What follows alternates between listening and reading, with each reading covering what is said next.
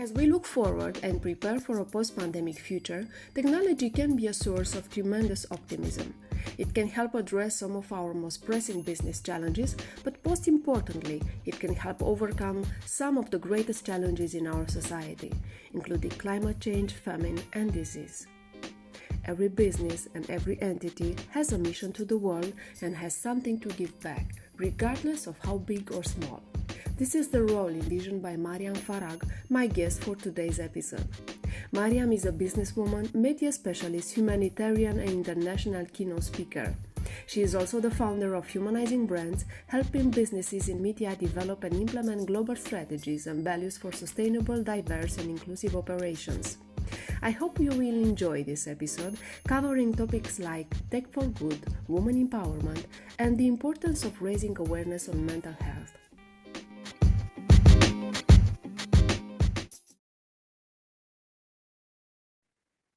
The fast rate at which businesses around the world have been adopting digital technologies in the last 2 years had left to benefits beyond what could have predicted.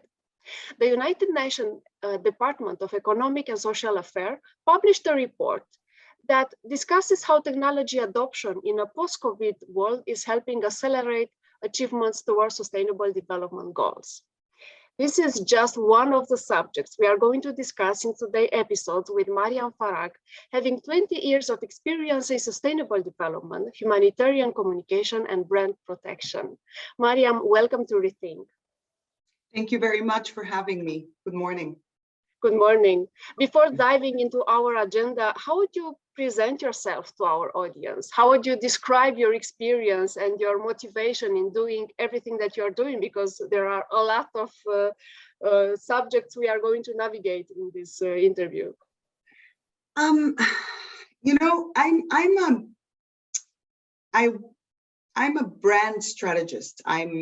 I get excited about humanizing brands. I get excited working with brands that actually want to create a message with purpose, but actually want to create impact before creating a message with purpose. So businesses that are making money, that are flourishing and growing, but at the same time are excited to give back to their societies and the markets and the communities that they flourish and grow in.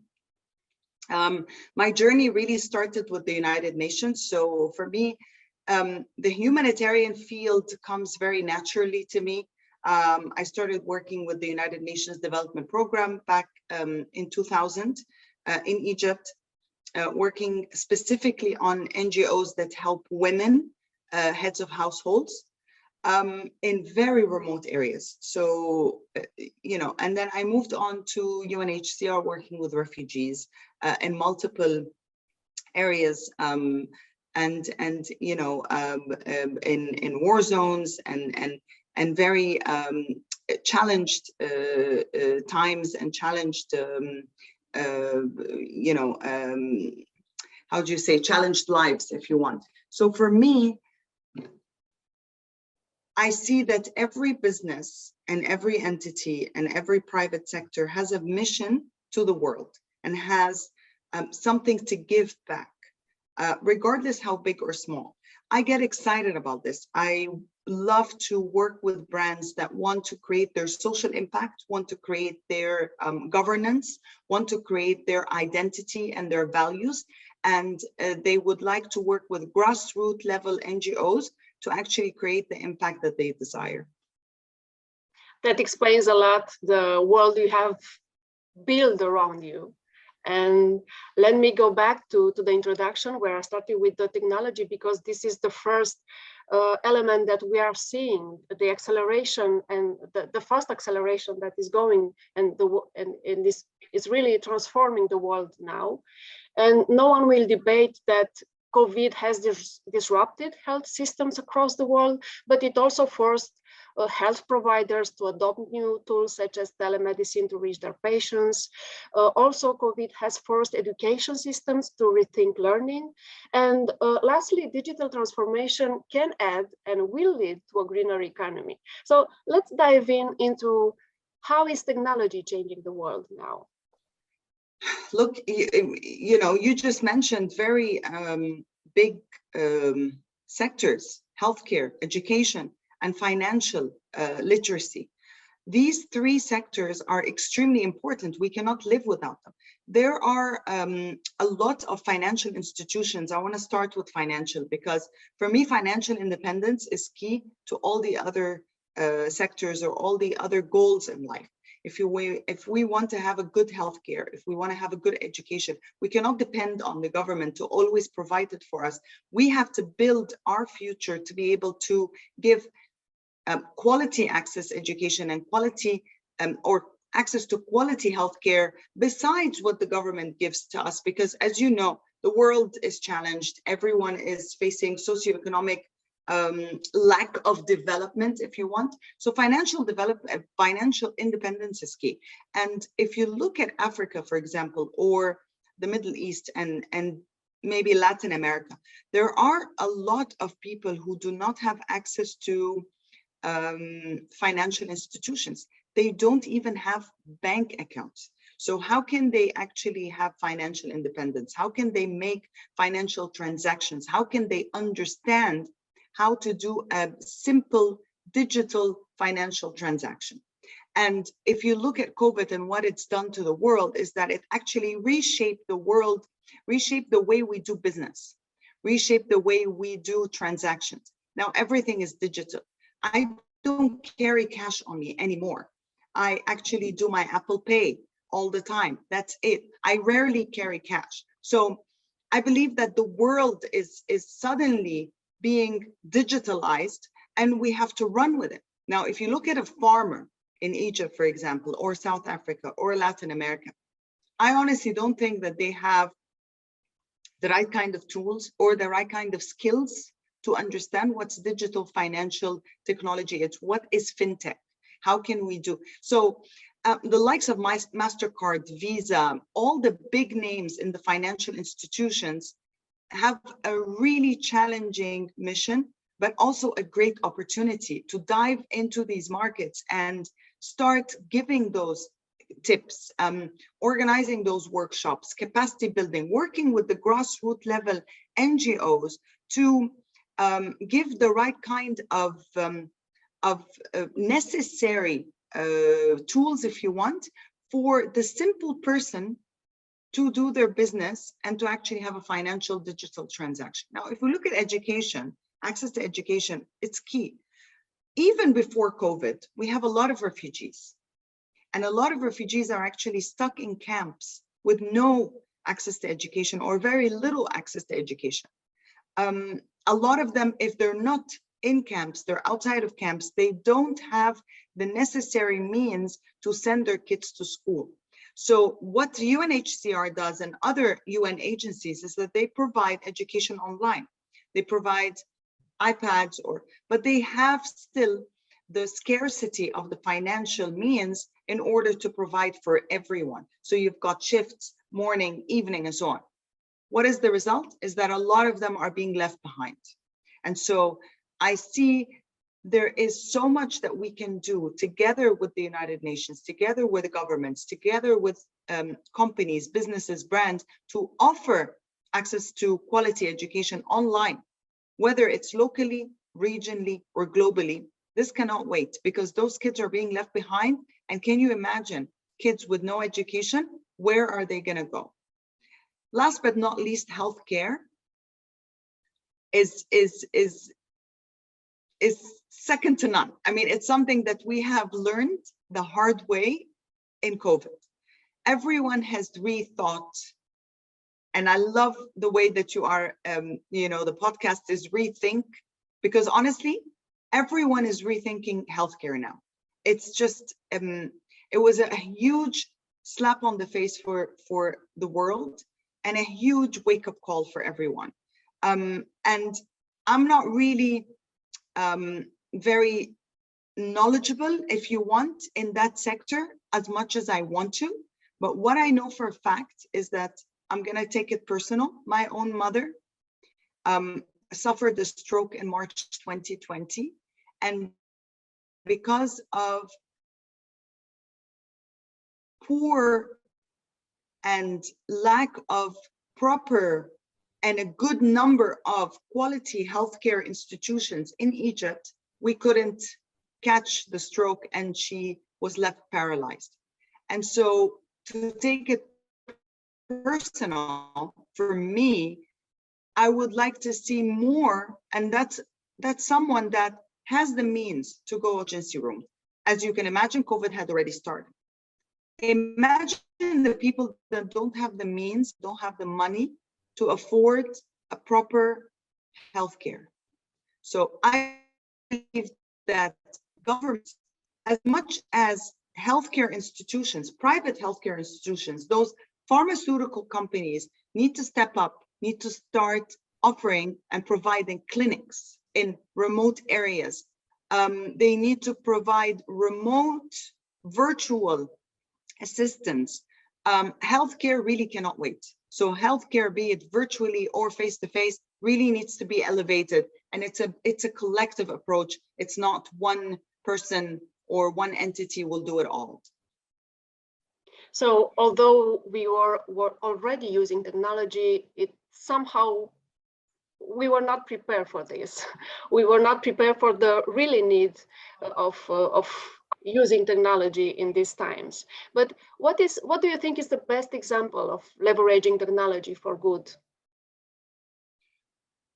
There's so many examples because, you know, it could be as simple as donating online, you know, for a cause, because you cannot reach that person or you cannot reach that organization. It needs to be extremely trustworthy. But at the same time, you know, look at the social media and media itself digitally. It has really played a huge role when it comes to doing good and when it comes to reaching the right people for certain call to actions and movements, or mobilizing the public opinion to actually create a movement for a certain challenge or a certain problem.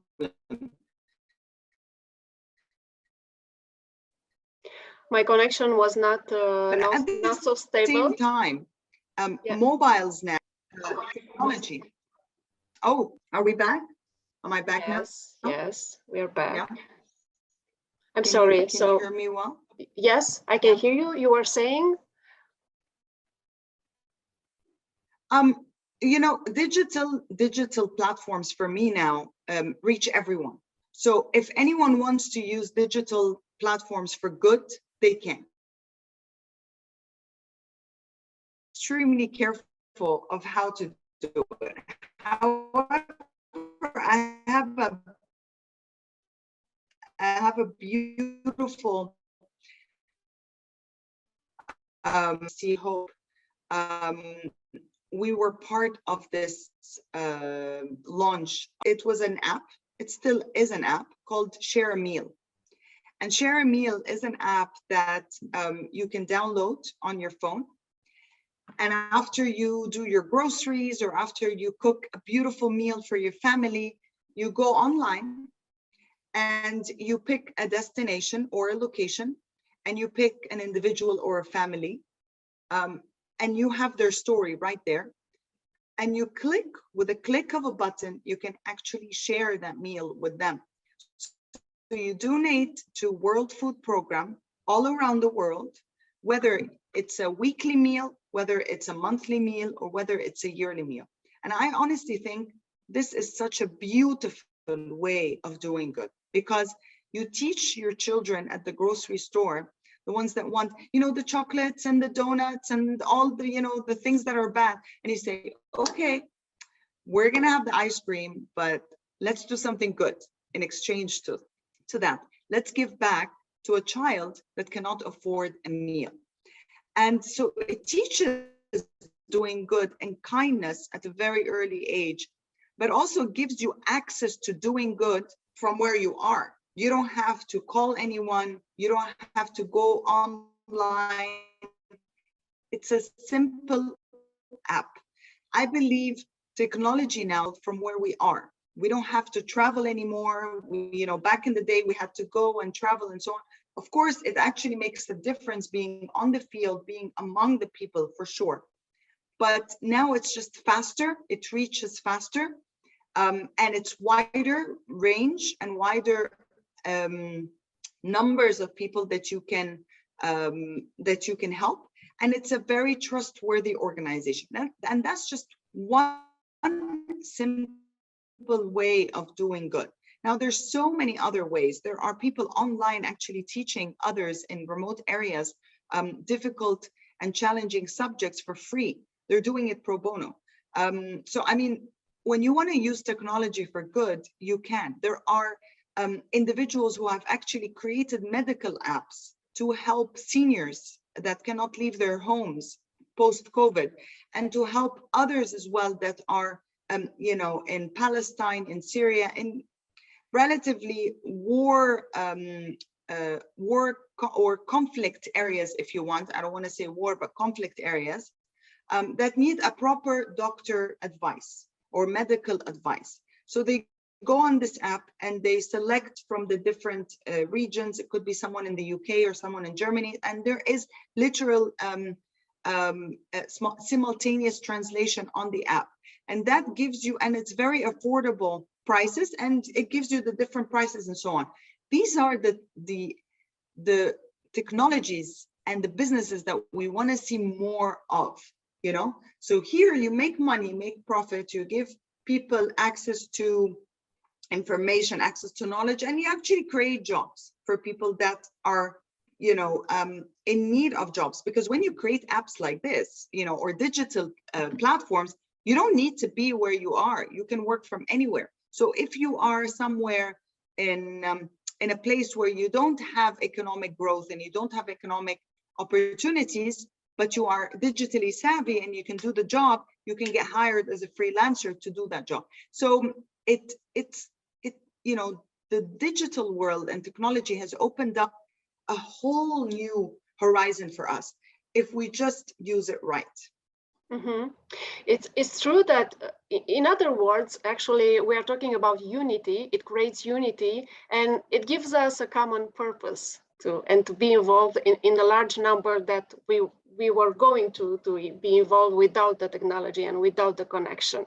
100%. I want to actually just one comment on that. Look at COVID. We were all in lockdown and we were together at the same time. It gave us unity. It gave us a sense of being part of something. Together. It was comfort. It was that you're not alone. The person in Venezuela can relate to my feelings. Sharing on social media was extremely important. It's better than seeing the news, because the news, you feel that you're far away. But when it's on social media and it's an individual, a family person or someone alone or a mother or whatever, a teenager struggling because they cannot comprehend staying at home, and they share their story, and you share that story with your kid, or your kid sees it, you automatically feel, oh, okay, comfort, I'm not alone. So yeah, I'm sorry to interrupt you, but this really played a huge role in the lockdown, huge. As you said before, it became more personal for every one of us. The theme for International Women's Day for this year was Gender Equality Today for a Sustainable Tomorrow, which actually was focusing on advancing gender equality in the context of the climate crisis and disaster risk reduction. What are the issues that women are facing this year in after COVID world, and how can we address them? I think one of, COVID has really brought out some serious demons out of the that's why I'm referring in each questions to this post-COVID world, because it's something else, it's different. So for the household, UNICEF has reported around, if I'm not mistaken, 80% increase in domestic violence against women and children. And so women and children have suffered most when it came to COVID. And so post-COVID has really laid down the foundations of what we need to do in order to advance gender equality. One of them is financial independence, 100%. Because if you're not happy in your situation, be it at home or at work, you need to be financially independent in order to change it. If you're not financially independent, how will you leave that house? How will you leave that job? You need to provide for your family, you need to provide for yourself. So that's number one key to a stable life for women all around the world. Of course, for everyone all around the world is to have financial independence, but for women specifically, because we're talking about gender equality, it's the number one key, financial independence. And I keep talking about that everywhere I go, in social circles, in big events. I keep repeating myself over and over, financial independence. You know, you don't want to have a full-time job, create a small business, do something, but do not depend on anyone feeding you. That's what I always say. Now, another world that has opened up is that more women are starting to think, I don't want to work for a company that does not give me the right kind of work-life balance. I do not want to work for an entity that does not respect my womanhood or my motherhood. A lot of women back in the day could not advance in their career or climb the corporate ladder, as we say, because they are mothers or because they're going to get pregnant. And a lot of times you would go for interviews and get asked if you're planning to get pregnant. I mean, I just think that we're way behind and we need to just move forward from that. So a lot of women now are starting to see that with everything that's changing around them, everything that's evolving around them, they also need to evolve themselves. So they need to start changing things for themselves. We cannot wait for governments and entities and policymakers and, you know, all the other people, you know, the fathers and the husbands and the brothers and the this. Enough. We need to do it for us. You want to change? Make the change for yourself. You want to be valued? Start valuing yourself first. Start negotiating your contract at the beginning of your interview or at the end when you receive a package. Don't be scared to talk about financials. Don't be scared to talk about work-life balance. It's your right. You know, don't be scared to talk about your achievements. Don't be shy. A lot of women are shy to talk about their achievements. They're like, oh, you know, I'm going to be called, you know, that I have an ego or that. No, it's self-confidence. And actually, it's acknowledgement of what you've done and your hard work. So a lot of the things are changing. Climate change has changed everyone's world. And I think when climate change is that we want to look at the grassroots level women that really are suffering because of climate change, because of lack lack to access to water, to clean water.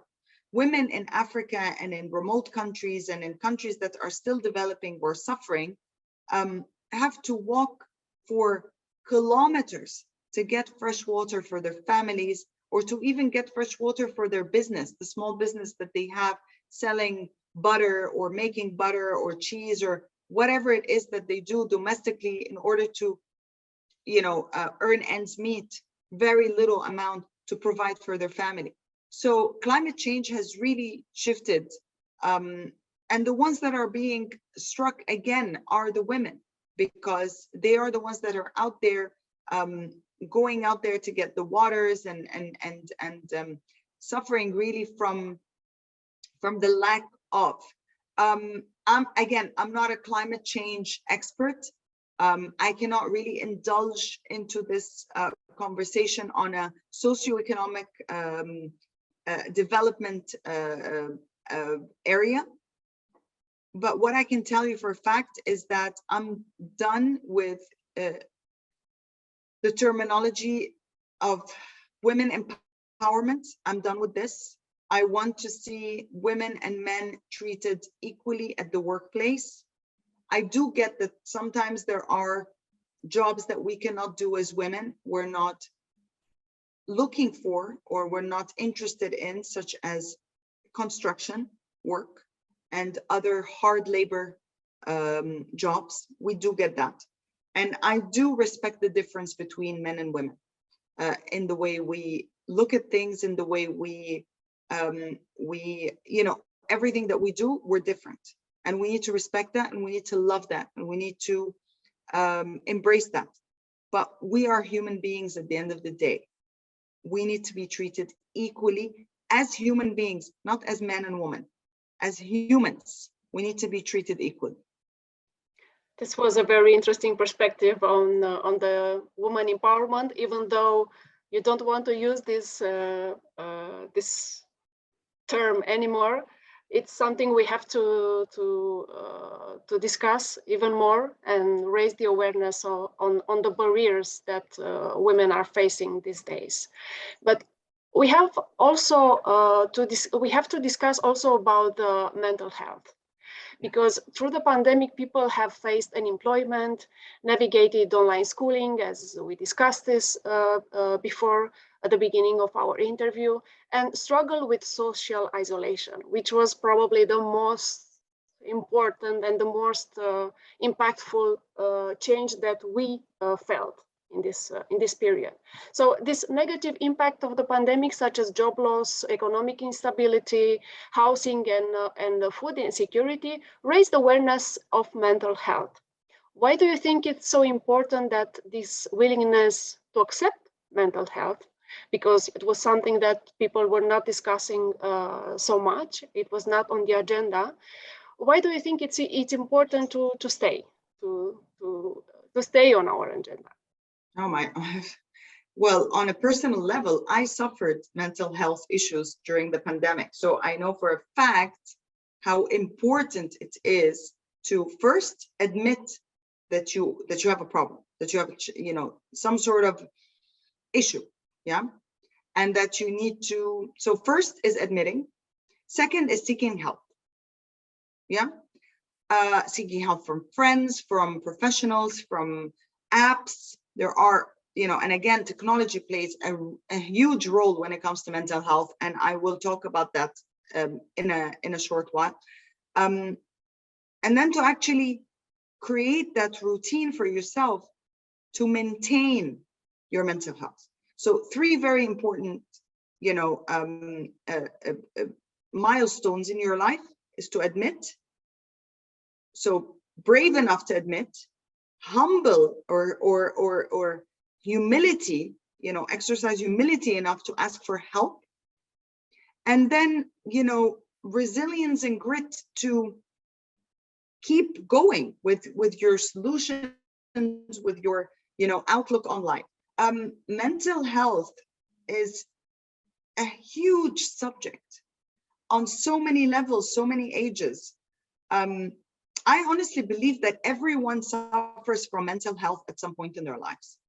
And, it's beyond those chit-chatty things that we say during our girly outings, or, if you're at the office, by the water cooler, whatever, oh my God, I'm so down, or I'm so depressed. And then somebody passes by and says, oh, cheer up. It's not like that anymore. It's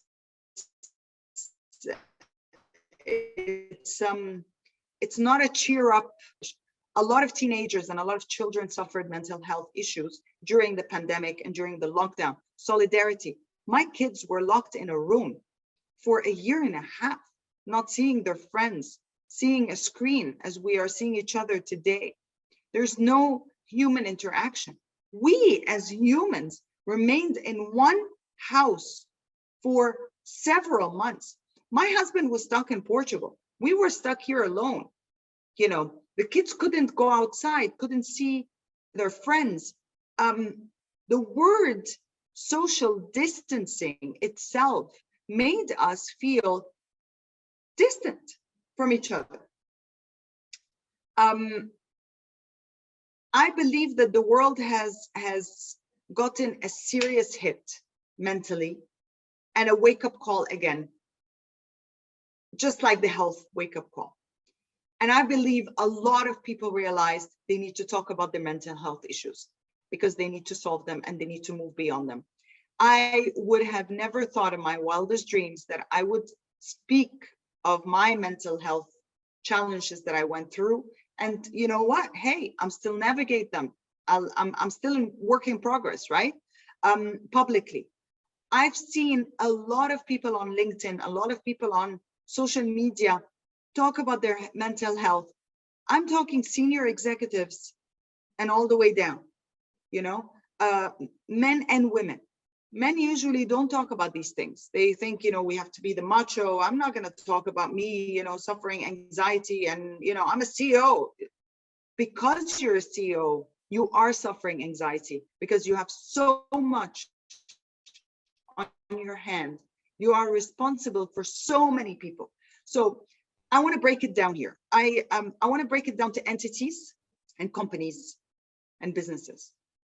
Take care of your people first, inside. So if you want to talk about impact, let's do it. But let's start from inside. Talk about your mental health for your people. Take care of your people. Provide proper training.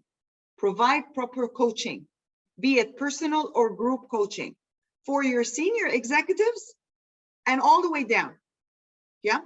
It needs to be repetitive. It needs to be, you know, whether it's meditation rooms, whether it's heart talk, one-to-one, private and very, you know, secure and trust, you know,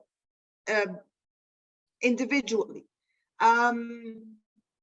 As a group, as a department, we need to talk about mental health. There actually needs to be a mental health day. You know, you have a sick day, you have a personal day, there needs to be a mental health day. I would like to call up my boss and say, or my team and say, hey, I'm not feeling good from inside today. I'm not coming in. I need to go to the beach. I need to go for a walk. I need to go get a massage. I need to talk to my friends. I need to read a book. I need to watch TV, whatever it is to make me feel better tomorrow. I come in energized, ready to do this. Yeah.